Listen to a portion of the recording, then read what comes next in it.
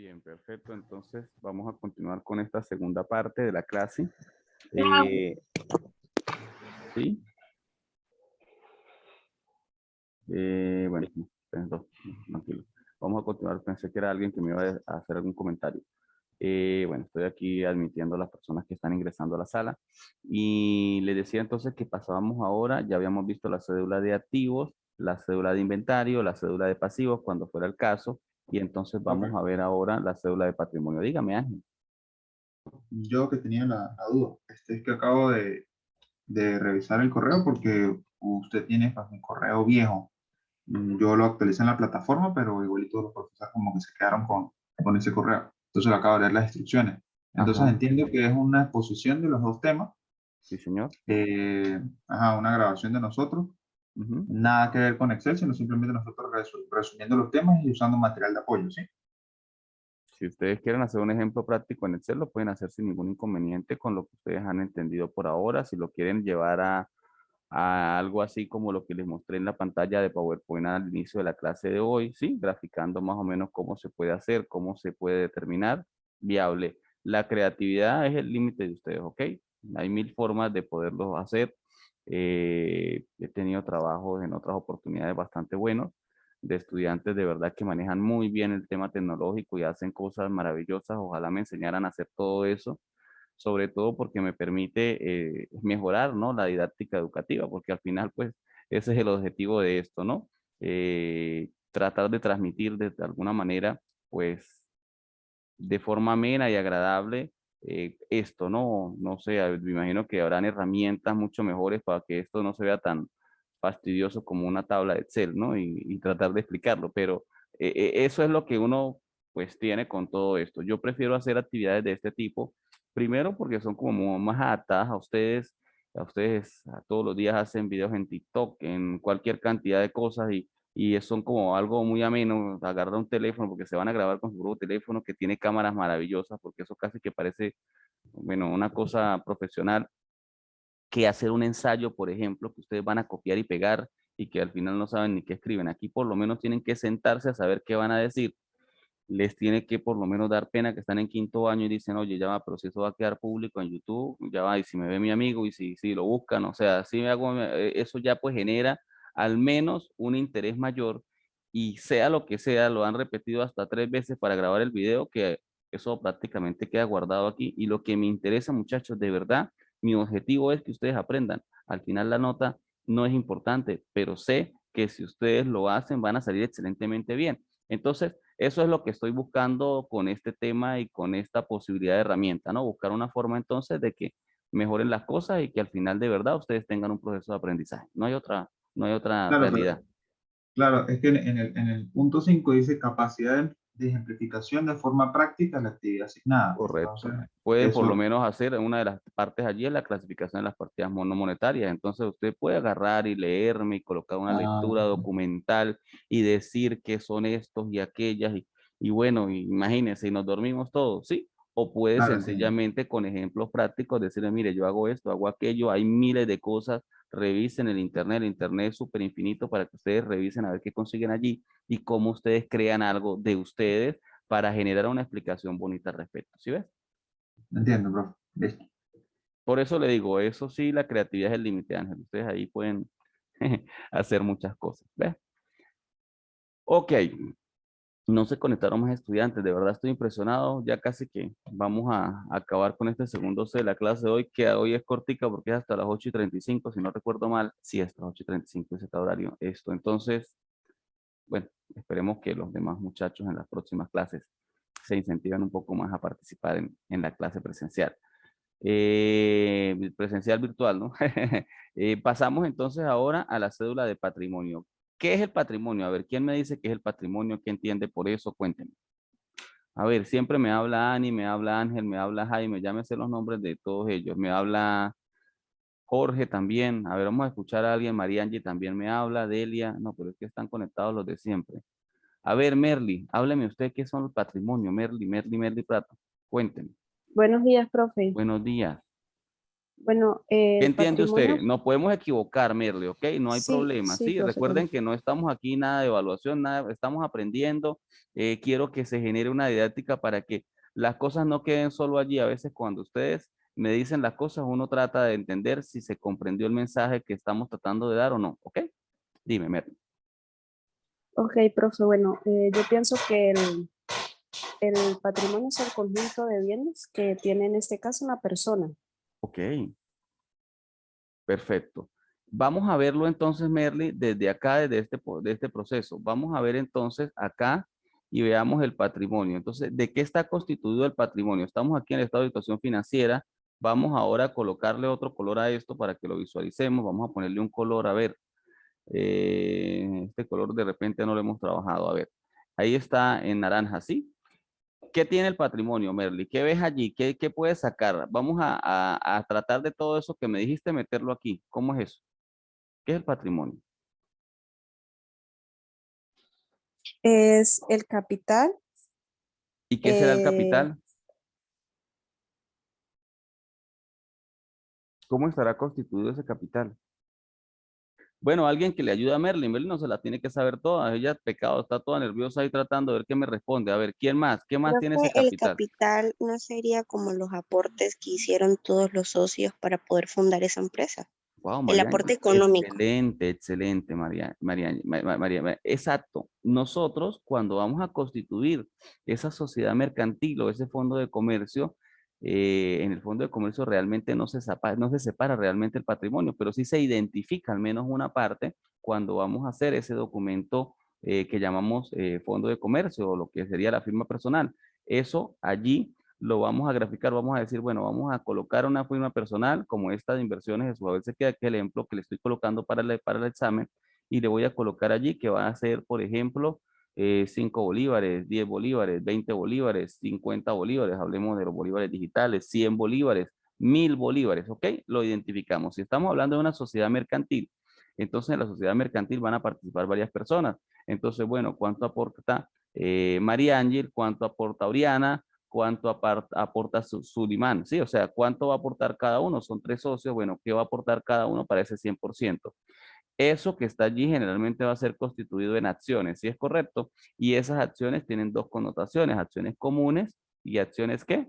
Preferentes, ¿sí? En cualquiera de los casos, todo eso que está allí forma parte de ese famoso patrimonio. Pero el patrimonio, precisamente, cuando hablamos de esa cuenta 3.1010101 que está allí en el estado de situación financiera que les estoy mostrando, eso corresponde entonces a ese aporte inicial que se hace. Pero ese es un aporte inicial, ¿no, Mariangi? Pero yo puedo modificar ese aporte porque puede suceder que la empresa va creciendo, se va capitalizando, entonces yo en lo sucesivo, luego de la constitución de la empresa, puedo ir aumentando ese aporte de capital o pudiera en cualquier caso también disminuirlo si fuera el caso. ¿Quién decide eso? El propietario del fondo de comercio, si es un fondo de comercio, o los accionistas en una asamblea ordinaria o extraordinaria con ese punto específico de hacer un proceso de disminución o aumento del capital. Sí, eso más o menos es así, ¿verdad? Ok. ¿Qué más tiene allí esa cuenta de patrimonio? Pregunto. ¿Qué más ven?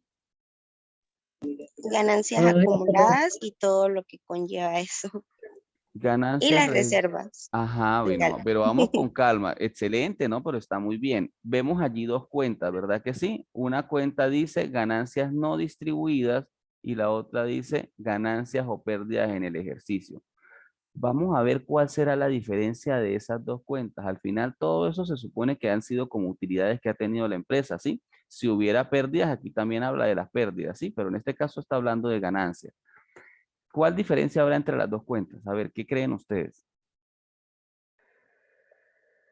La de ganancias no distribuidas es porque todavía no se le ha repartido el respectivo porcentaje a cada uno de sus socios.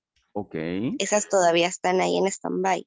ok, Pero las ganancias o pérdidas de ejercicio, ahí sí no sé. ok. A ver, ¿quién sabe de Sería la repente? del ejercicio actual, ¿no? Señor, sería la del ejercicio actual, la de ganancias o pérdida del ejercicio.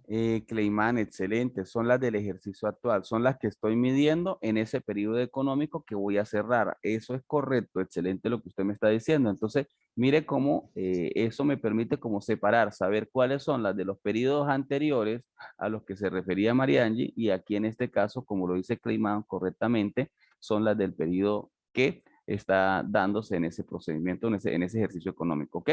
Entonces, al final, pues todas tienen se llaman ganancias acumuladas. Hay otras cuentas que pueden haber allí, como la de superávit por revalorización, por ejemplo, en fin, pero por lo menos aquí están como las básicas que generalmente se van a dar. Bueno, no coloqué una de pérdida, ¿no? Como para que tengan ganancias, pérdidas y demás, ¿sí? Y es correcta, Profe, dígame, disculpe Marianne. que le interrumpa. Sí, señor. En la cuenta de ganancias o pérdida del ejercicio, el número está en positivo, significa que es ganancia. Si estuviese los paréntesis, que significa que está negativo, ¿esa sería la pérdida o tendríamos que colocar una cuenta que diga como tal pérdida del ejercicio? Gracias, Marianne. Y la respuesta no está fácil para dársela. ¿Por qué? Nosotros tenemos, vamos a repasar eso de contabilidad básica. Nosotros tenemos las cuentas con saldos deudores y acreedores, ¿lo recuerdas? Sí, Perfecto. Y teníamos que los activos siempre tenían que saldo deudor, ¿verdad que sí? Con algunas excepciones, ¿sí? Porque por la depreciación acumulada ya era diferente, estaba en la cuenta de activos arriba, pero era de saldo contrario, era de saldo acreedor, porque restaba precisamente al valor del activo, ¿sí? Hay sus excepciones, como ustedes lo veían en contabilidad cuando estudiaron la cuenta, la clasificación. Pero las cuentas de patrimonio, ¿qué saldo tienen? ¿Alguien lo recuerda? ¿Deudor o acreedor? Saldo acreedor. Saldo acreedor, Silvana, excelente, saldo acreedor. Entonces, ¿por qué les hago esta observación inicial? Porque, Mariangi, cuando vemos los sistemas, hay distintos sistemas que son los que arrojan esos estados financieros. Existe Gala, existe Misnet, existe Sign, existe A2, existe CGT Contable y existen muchísimos más que son programados especialísimos para una empresa. Muchas veces, ojo, esos sistemas, todas las cuentas de saldos acreedores las ponen en negativo. Entonces, es probable que sea una utilidad, pero que tenga paréntesis. ¿Por qué? Porque lo que está mostrando ese sistema es que esa cuenta tiene un saldo acreedor, pero no significa que es una pérdida. Siempre entonces se grafica de forma inequívoca en el estado financiero si eso es una utilidad a lo que se hace referencia o si es una pérdida, ¿ok?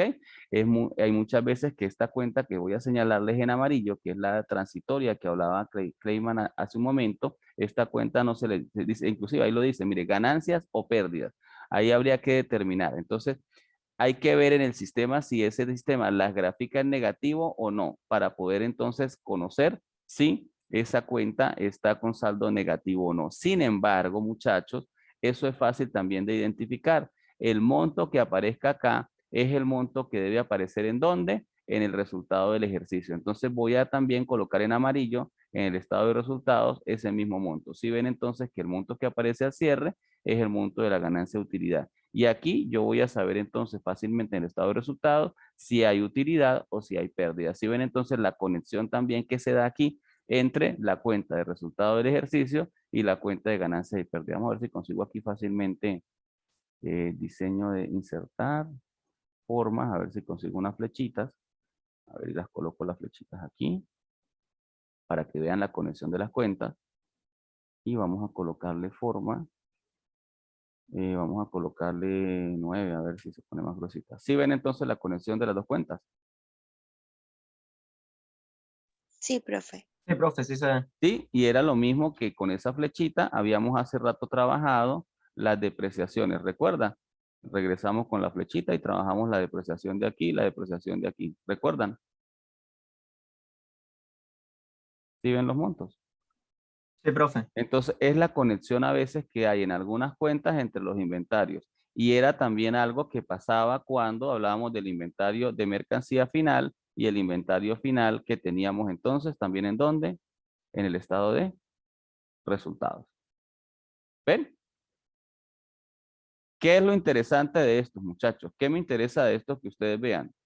Yo sé que a ustedes a lo mejor les puede fastidiar un poco la contabilidad en sentarse a hacer numeritos porque es que su especialidad es más razonar esos numeritos, pero deben siempre tener claro de dónde salen, cómo ustedes inclusive pueden saber fácilmente que les entreguen unos estados financieros y dicen, no, pero esto está mal porque esto no consigue estos saldos. O sea, esa es la rapidez y la inteligencia profesional que usted debe tener para fácilmente identificar inclusive alguna información que le estén presentando por parte de contabilidad y que de una u otra forma esté descuadrada o tenga alguna inconsistencia. ¿Ok, muchachos? ¿Sí? Eso es parte de lo que quiero que visualicemos acá y para eso obviamente necesitan ustedes tener claro si es un saldo deudor, si es un saldo acreedor y poder identificar. Mariangi, no sé si quedó la respuesta clara o no, o está confuso Sí, todavía. profe.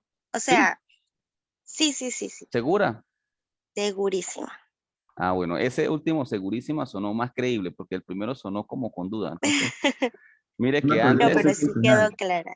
esto es un tema porque el contexto de la educación ahora es muy complejo, ¿no? Antes uno, pues con el tiempo, yo tengo ya como, bueno, más de 10 años dando clases, entonces pues uno aprende como a conocer las caras de duda, ¿no? Pero ahora no son las caras, ahora son la voz. Ahí vamos evolucionando. Bien. Y al final tenía una cuenta por aquí. Ah, bueno, ya hablamos de la de capital, la dejo en amarillo, que también la vamos a trabajar porque estas son no monetarias. Y tenemos otra cuenta por aquí, que es la de reserva legal. ¿Qué será eso? Lo que nos obliga por ley mantener dentro de la empresa en capital para poder subsanar cualquier situación. Excelente, Jaime. ¿Y cuánto será eso? ¿Cuánto es la ley y qué ley? Ahí sí me raspó, profe. No importa, está bien, Profe, excelente. no, creo que es el El 20%, no estoy 5%, segura. ¿no? ¿Cuánto? ¿El El 20%? 5%. ¿El 5%? ¿Quién da más? Tengo Profe, 5, creo 10 y que el 20. 5%. 5% hasta llegar a 5%. 30, si no me equivoco. Hasta 30, o sea, ya tengo 30, 20, ok, 10 y 5. 5%. ¿Cuánto? A ver, de 5%. verdad tengo muchos valores. A ver, vamos para Google. Pero yo, más allá de esto, vamos a empezar a hablar de esa reserva legal y de esa pregunta de Jaime. ¿Qué ley lo Aquí establece? dice, Lo establece el Código de Comercio. Dígame, Delia. Dígame, Delia. Creo que es el dice que la 10%, reserva profe. legal, El 5% 10%. de las utilidades. ¿Cómo, De las Delia? utilidades obtenidas, dice, la reserva legal es el 5% de las utilidades obtenidas en el ejercicio hasta alcanzar el 10% del capital social de la entidad. Ok, entonces, ojo, ya va, lo que está queriendo decir es que hay un límite y ese límite es ¿cuánto, Delia? El 10%. ¿Sí es correcto? Ese es 10%. ese es el monto tope. ¿Quién lo está colocando? Y estás tomando esa lectura seguramente del Código de Comercio. Él es el que establece, esa es la norma por excelencia que establece eso. ¿Cuál es la idea? Tiene razón Jaime en lo que dice. Mire, Jaime no había puntualizado toda la información, pero hoy ya en clase lo puntualiza, ¿sí? Y lo que se busca entonces acá es que se tenga como una garantía de funcionamiento de la empresa, ¿sí? Se supone entonces que cuando se cierre el ejercicio económico, el 10% de esos 90.000 bolívares que están en el capital social, que hablamos hace rato, que era el que estaba identificado como acciones, ¿sí?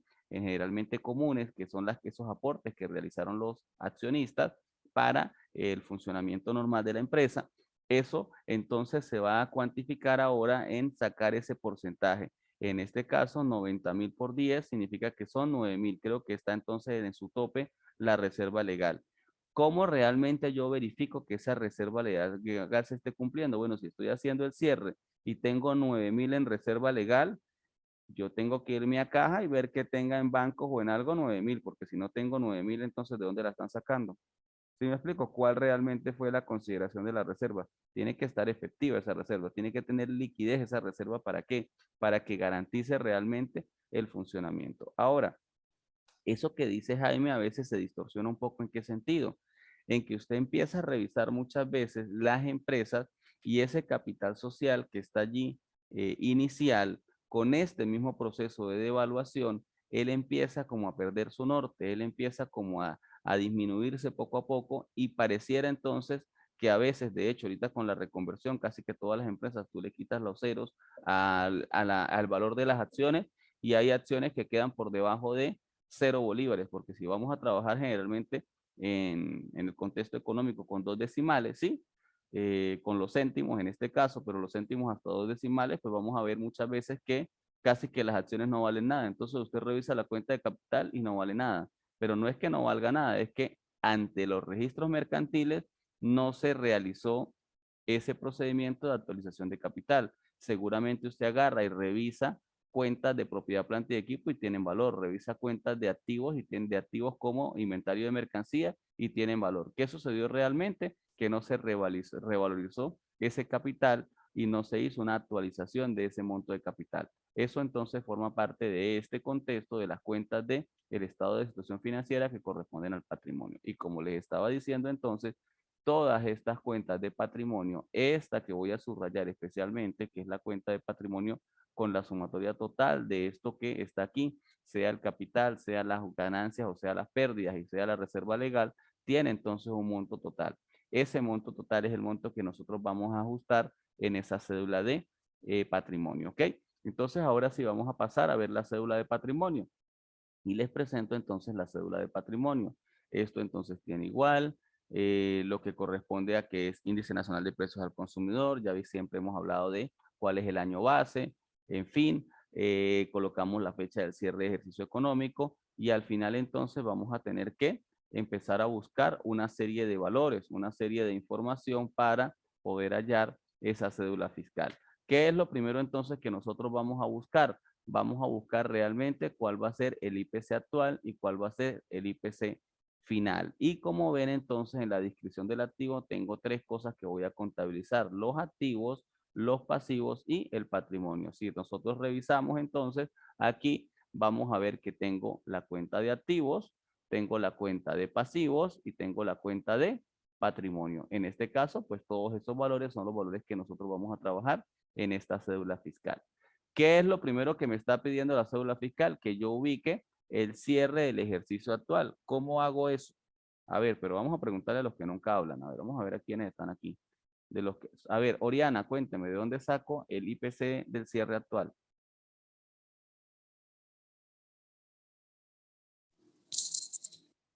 Del Banco Central, profe. Eso es correcto. Dígame aquí entonces cuál sería, el de qué fecha.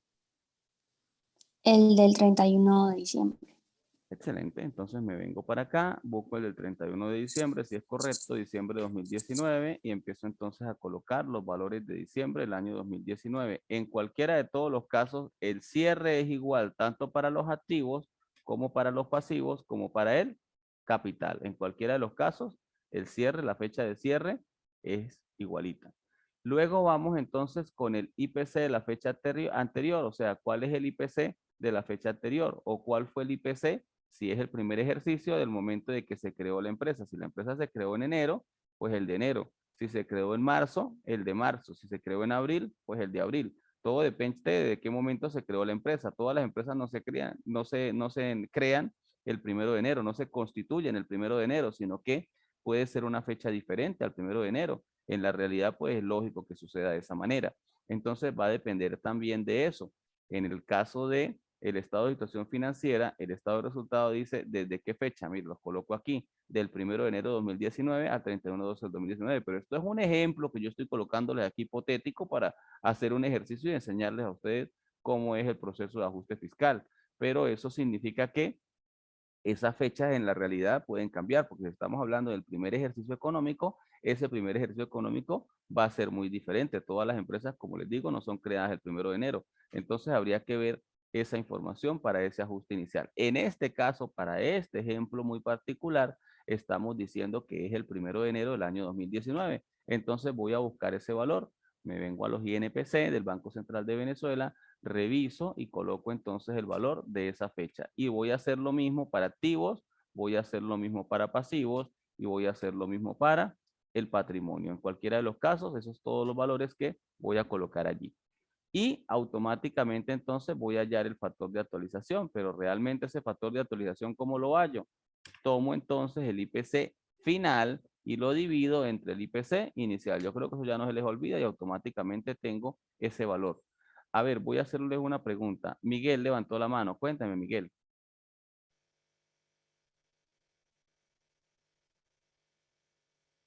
Le- Profe, disculpe, fui yo. Ani, perdón, dime, Ani. Profe, no entiendo por qué se agarra enero si dice fecha de cierre. No entendí esa parte. Ah, porque es que en este caso, bueno, si vamos a borrar cierre y vamos a colocar inicio de operaciones. Puede que diga cierre anterior cuando hablemos de cédula de ajuste regular ANI, ¿sí? Pero en este caso es cierre de inicio de operaciones porque estamos hablando de que esta cédula de patrimonio es igualita para la de ajuste regular en esta misma cédula. Lo que va a cambiar aquí es como el nombre que estoy tipeando nuevamente, ¿sí? Pero todo el procedimiento y los demás es exactamente igualito, ¿sí? Aquí no hay cambio. La que sí hay cambio es cuando sean las cédulas de activos, pero en esta cédula no. Entonces seguramente tengo esto de ejemplo de una cédula de ajuste regular y por eso no había cambiado el nombre. Por eso hacía la aclaratoria. Ok, profe. Porque al inicio de las Gracias. operaciones, no, de nada, gracias a usted por la observación, Ani, porque esos detalles son importantes, ¿no? ¿Qué es lo que, por qué inició la operación? Porque le decía, va a ser al momento de que se constituyó la empresa. Para este caso es en enero, ¿sí? Pero puede que hoy nosotros dos decidamos montar un bodegón. Usted pone el 50% del capital y yo el 50%. ¿Y qué día es hoy? 5 de noviembre. Entonces, ¿cuándo se va a constituir la empresa? El 5 de noviembre, ¿sí? ¿Y cuándo va a ser el cierre de ejercicio económico si queremos hacer un cierre de ejercicio regular al 31 de diciembre? Bueno, entonces va a tener unos días de noviembre y el mes de diciembre, ¿sí? Pero entonces, ¿cuál es el inicio de las operaciones si fuera ese caso de esa empresa, el bodegón ANI? Pues hoy, 5 de Noviembre. noviembre, voy a buscar entonces exactamente en noviembre. En este caso, como en el estado de resultados, les digo que empieza, y vuelvo y les muestro, el 1 de enero, aquí se los coloqué en amarillo, ¿sí? Pues entonces significa que vamos a trabajar con esa fecha, ¿sí? Tenía de todas maneras a Miguel con la manito levantada. ¿Me ibas a decir algo, Romero?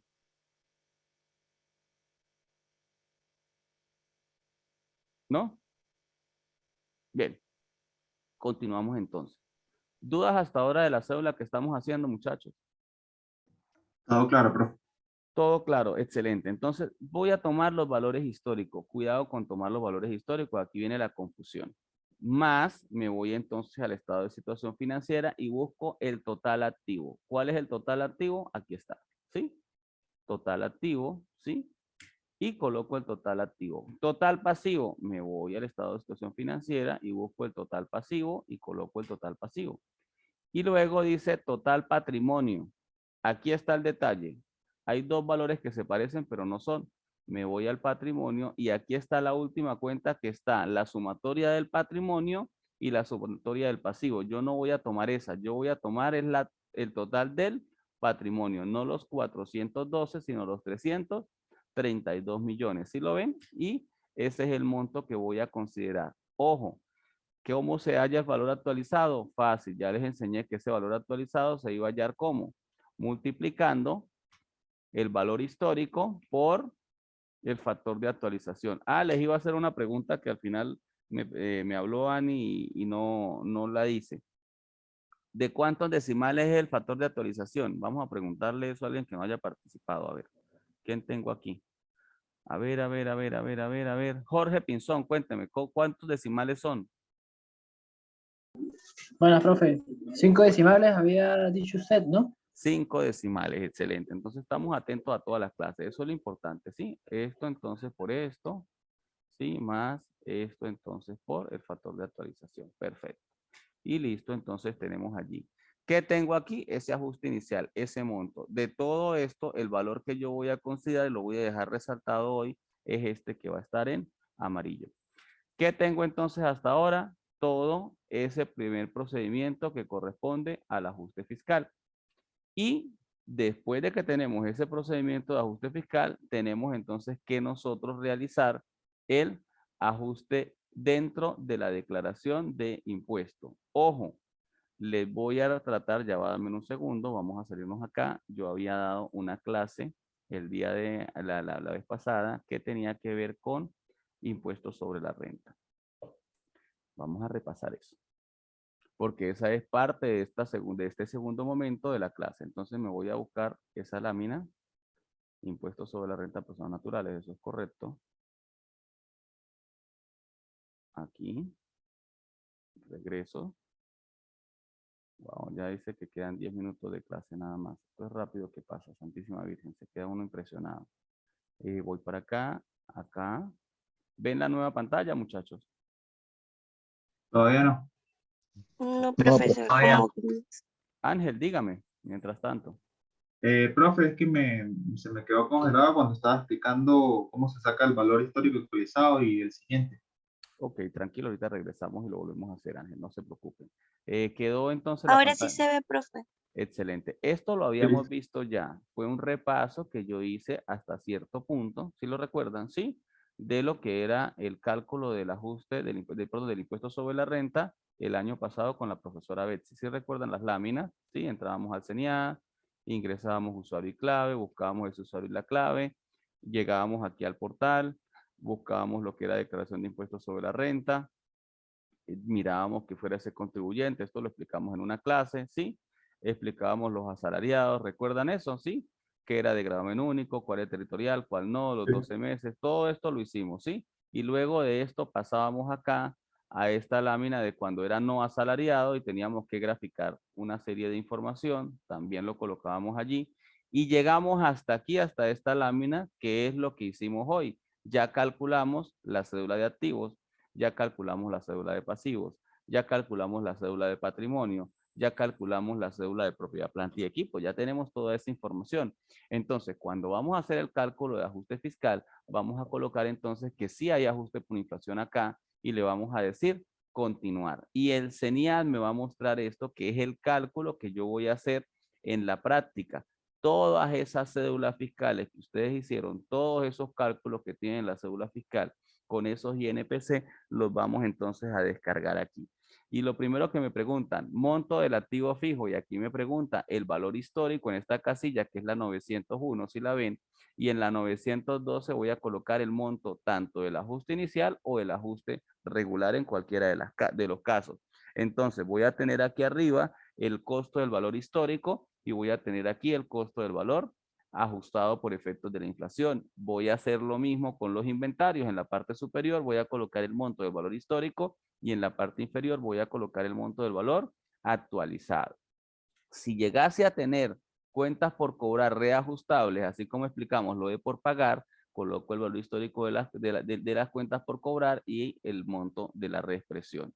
Y si tuviera cualquier otro activo, como los otros activos, entonces también lo colocamos acá y colocamos aquí el monto que corresponde. Y ella entonces me va a sumar la casilla 912, la 913, la 914, la 915, que corresponden a esos ajustes que se han realizado en esta casilla 916. Y todas esas casillas, perdón, activan entonces la sumatoria de lo que es el aumento del ajuste fiscal. Eso se hace lo mismo con las cuentas de pasivo. Aquí entonces vienen los pasivos. Aquí viene una cuenta que dice activos no monetarios. Aquí dice pasivos no monetarios. Aquí van a hacer lo mismo. Los montos arriba en valores históricos y los montos abajo en valores reexpresados. En este caso teníamos unas cuentas por pagar. Habíamos colocado la de supermercados Ciamar que tiene reajuste, ¿sí? Y lo mismo pasa entonces con el patrimonio. Vamos a colocar el monto histórico del patrimonio y el monto reexpresado del patrimonio, y puede que ese patrimonio en cualquiera de los casos a veces surge aumentos o a veces surgen disminuciones. ¿Cuál es la fórmula? Entonces la fórmula es que este procedimiento que se está haciendo aquí va a ser restado de las cuentas que tenemos de capital, y al final en esta cuenta 968 vamos a tener una utilidad fiscal o una pérdida fiscal. Pero como ven, esta es el portal real del CENIA, donde al final vamos nosotros a colocar toda la información correspondiente. Voy entonces a tomarle un print a esto y voy a enviarles ese print al grupo para que más o menos ustedes recuerden de todas las clases esa lámina donde al final de forma práctica nosotros vamos a llevar la información. Pero regresemos entonces a la hojita de Excel, porque en esa hojita de Excel les voy a mostrar entonces que nosotros podemos entonces allí vaciar toda esa información, y como ya tenemos allí el ejercicio, pues entonces regresamos acá. ¿Están viendo otra vez la pantalla de Excel? Pregunto. Ya listo. No, profesor. Sí, profe, ya. ¿Ya? Perfecto. Y Ahora entonces, sí. entonces pasamos acá y es lo mismo que les acabo de mostrar en la página del CENIAD. ¿Lo ven? ¿Sí? Activo fijo, inventarios, cuentas por cobrar, otros activos y los montos al lado. ¿Los están viendo? Sí, profesor, sí se ve. Excelente. Entonces, aquí vamos a llevar en esta hojita de cédula toda la información, muchachos, toda la información de todos los cálculos de todas las cédulas que nosotros ya hicimos. Y preguntar a Mariangi, profesor, ¿y ese cuadrito también lo podemos llevar? Y le voy a decir que sí, ese cuadrito lo pueden llevar. ¿Por qué? Porque es que para efectos del examen, el hecho de que usted me llene todas estas cédulas no significa que hicieron todo el examen. El hecho del examen es que usted me calcule realmente el impuesto sobre la renta. O sea, que usted me calcule lo que ustedes hacían el año pasado, más lo que estoy enseñándoles, que es el cálculo de ajuste fiscal, para determinar si hay utilidad o pérdida, y al final, con eso, menos las cargas, menos las rebajas, menos la aplicación del degravamen único detallado, me digan, y menos el decreto de exoneración si lo hubiera, me digan si hay o no, y cuál es el monto de el impuesto sobre la renta. Y ese sí es el proceso evaluativo que nosotros necesitamos determinar dentro de lo que es el contenido programático de tributación 2, ya enfocado en lo que es el primer parcial, donde se involucran todas estas cédulas, tanto de pasivos, tanto de activos, tanto de inventario como de patrimonio. Y voy a regresar un momento porque me decía Ángel hace un momento que no tenía claro de dónde salió el monto, ¿sí? Entonces regresamos. Voy entonces a eliminar esta información que está aquí y lo hago nuevamente. Habíamos quedado, Ángel, entonces en que esto que está aquí son los valores históricos y dijo que se le había congelado la pantalla. Le dije que el activo salía del estado de situación financiera. Le decía entonces que buscábamos entonces el estado de situación financiera, que buscábamos el total del activo, luego que nos íbamos al estado de situación financiera y buscábamos el total del pasivo, y les decía, cuidado con el patrimonio, ojo con eso, porque si se equivocan pierden el año, y siempre puede suceder que se equivocan y se lo resalté en amarillo. No es la cuenta final donde ya está sumado también el pasivo, sino es la cuenta solo del patrimonio, los 132.432.785,14. Ahí tenemos entonces los montos que sí yo voy a utilizar. ¿Qué hago ahora? Voy a buscar el valor real actualizado. Entonces multiplico el valor histórico por el factor de actualización. Lo mismo hago con el pasivo, el valor histórico por el factor de actualización, y lo mismo hago con el patrimonio, el valor histórico por, en este caso, el factor de actualización, y inmediatamente entonces tengo ese monto de ajuste fiscal que es precisamente el que aparece allí al lado. Le coloqué en amarillo la casilla del ajuste inicial. ¿Cómo hallo el ajuste inicial? Fácil. Este es el monto histórico. Este es el monto actualizado. Ok, Ángel, pero ¿cuál es el monto final? El último monto de variación. Pues voy a restar del actualizado el histórico. Voy a restar en el pasivo del actualizado menos el histórico. Y voy a restar del actualizado el histórico, y ya entonces voy a hallar todos los valores que corresponden para ese propósito. ¿Sí? ¿Dudas ahora, Profe, Ángel? claro. Sí, claro, profe, gracias. ¿Quedamos bien en esto? ¿Sí es correcto? Sí. Bien, tenemos entonces término del tiempo de la clase de hoy, ya pues son las 8:30. Esto pues no quiero abusar tampoco de ustedes, ni cansarlos, ni pretender nada. Lo que quiero es que vamos pasito a pasito caminando, pero mire ya dónde vamos y ya la cosa pues empieza a tomar un poquito más de forma, ¿sí ven? Entonces, como hemos avanzado. Quisiera saber de forma general si aquí tienen alguna inquietud de todo lo que hemos hablado el día de hoy. Profe, ya Sí. acomodé el micrófono, disculpe, qué pena. No, tranquilo, cuénteme, Miguel. Profe, mi duda era la siguiente. Si la empresa fue constituida en el 2018 y en ese año, en ese ejercicio económico, se hizo una actualización de cédula del patrimonio, en el 2019, ¿qué fecha vamos a colocar en el inicio de operaciones? ¿Cuándo comenzamos el 2018 o al cierre del ejercicio del primer año? Me voy a adelantar. Entonces ya en ese caso estaríamos haciendo una cédula no de ajuste inicial, porque no es el primer ejercicio económico de esa empresa, sino sería de ajuste regular. ¿Sí es correcto, Miguel? Eso es lo primero que vamos a aclarar. Entonces, Ajá. en ese caso, vamos a regresar al título que teníamos antes de que me hiciera la observación, Ani. Vamos a colocar la fecha del cierre del ejercicio anterior. Ejemplo, entonces ya no sería 338, sino que me voy a los INPC y voy a buscar el de diciembre del año 2018. ¿Sí ven la diferencia?